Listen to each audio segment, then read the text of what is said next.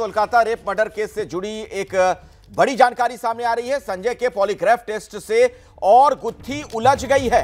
Test में संजय ने हत्या की बात कबूली। रेप के आरोप को संजय रॉय का इनकार, यानी वो रेप वाले जो आरोप लगे थे उस पर उसने इनकार किया है।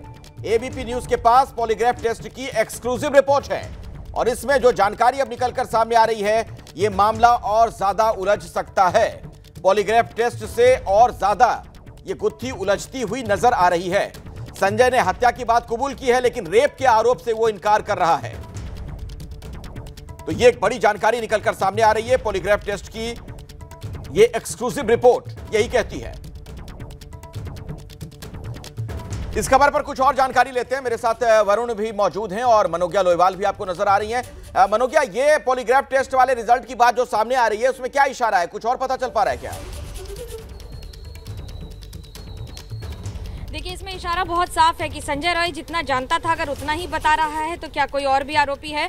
उसने ये जरूर माना है कि उसने मारा है, उसने बहुत बुरी तरह मारा है पीड़िता को, लेकिन ये नहीं कह रहा है कि वो बलात्कारी भी है। अगर पॉलीग्राफ टेस्ट पर पूरी तरह से विश्वास किया जाए तो तथ्यों के आधार पर बहुत सारे ऐसे सवाल हैं जो और ज्यादा जटिल हो जाते हैं। जिस गुत्थी को सुलझाने में लगी है सीबीआई, वो अब और ज्यादा उलझती नजर आ रही है। उसमें सबसे पहला सवाल कि क्या वो वहां पे था? उसने कहा हाँ मैं था। उससे पूछा गया क्या तुम वहां अकेले थे? बोला हाँ मैं अकेले था।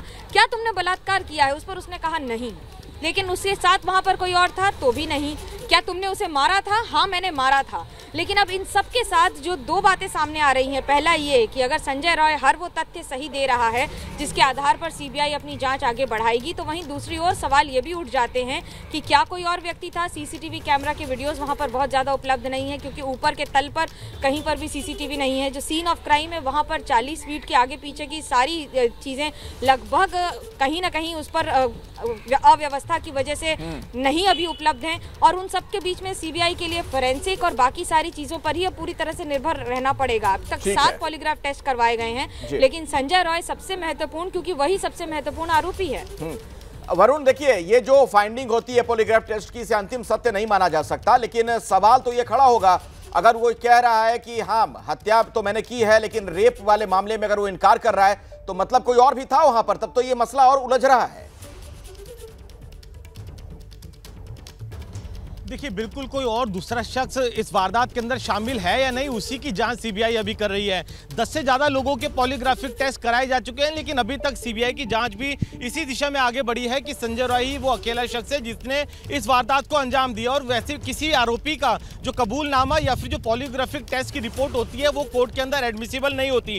कई फिजिकल एविडेंस होते हैं, कई डिजिटल एविडेंसेज होते हैं, सर्कमस्टेंशियल एविडेंसेज होते हैं। जो सीसीटीवी है उससे साफ नजर आ रहे हैं कि संजय रॉय ही अकेला 4 बजे के आसपास जो था वो सेमिनार रूम के अंदर गया था, और 4:30 पौने 5 बजे के आसपास जब वो बाहर निकला। तो कई इस तरीके के साक्ष्य हैं, कई लोगों के बयान है, और साथ ही फॉरेंसिक रिपोर्ट आपको बता दूं, जो डीएनए रिपोर्ट है मृतका की, तो उससे जो स्वैब्स और जो सैंपल्स जो फॉरेंसिक टीम ने इकट्ठा किए थे उनको डीएनए टेस्ट के लिए भेजा था। उसकी रिपोर्ट सीबीआई को मिल चुकी है, जिसको एनालिसिस करने के लिए एम्स के जो एक्सपर्ट्स हैं उनके पास वो रिपोर्ट भेजी है। तो जब ये सब रिपोर्ट्स आपस में क्लब की जाएंगी और जो फॉरेंसिक और जो दूसरे डिजिटल एविडेंस है वो सजा दिलाने में कहीं ना कहीं संजय राय को आगे सीबीआई के लिए काफी महत्वपूर्ण है। लेकिन ये बात अपने आप में बेहद अहम हो जाती है कि अगर वो पॉलीग्राफिक टेस्ट के अंदर ये बात कह रहा है कि जब वो कमरे के अंदर घुसा तो उसने हत्याकांड को तो अंजाम दिया, अगर वो रेप की बात को कबूल नहीं कर रहा है तो सवाल यही खड़ा होगा रेप किसने किया?